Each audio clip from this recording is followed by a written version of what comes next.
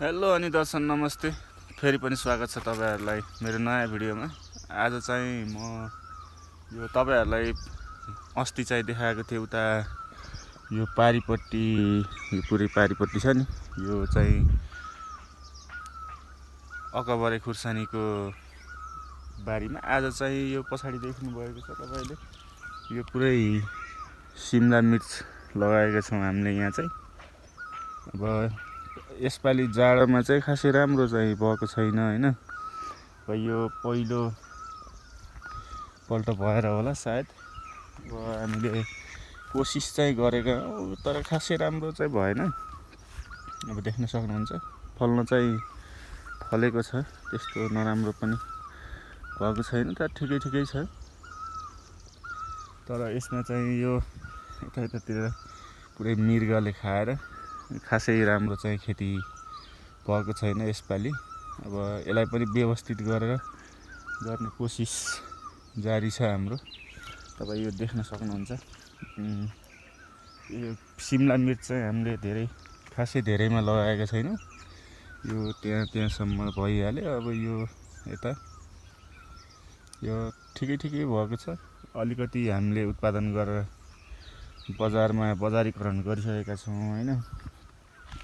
अहिले यो जाडोको उसमा भएर होला, पानी पनि खासै परेन, त्यो भएर होला। अब यो यतिमा लगाएका छौं। अनि यो तलब छ हाम्रो, तलतिर तल पनि लगाएका छौं। अब एकछिनमा हामी तल गएर हेर्ने छौं।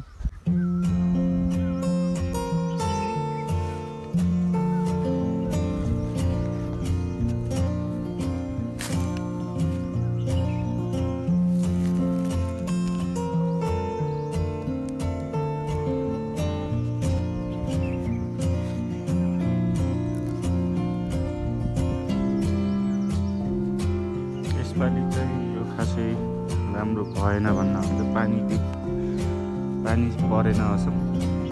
पानी त व्यवस्था छँदैछ हैन, यतातिर सबै पानीको। तर पनि अब आकाशे पानी जस्तो चाहिँ यो सिँचाइ पानीले चाहिँ नहुँदो रहेछ। यो बारीमा देख्न सक्नुहुन्छ हामी यो बीचमा चाहिँ पुरै कागतीको खेती पनि गरेका छौं। यो भयो, यहाँ देख्न सक्नुहुन्छ बीचमा सबै छ। अब यहाँ चाहिँ हामीले बीचमा खुर्सानी पनि लगाएको छ, तर यो मल्चिङमा लगाए जस्तो चाहिँ नहुँदो रहेछ।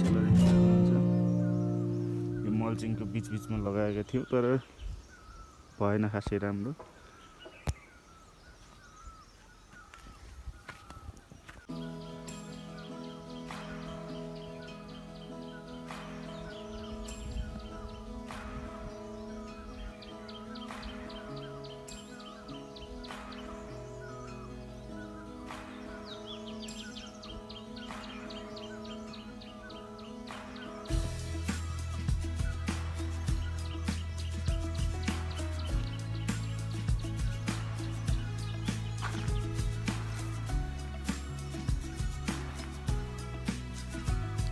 हामीले अस्ति देखाएको खुर्सानी खेती चाहिँ वा पारी हो।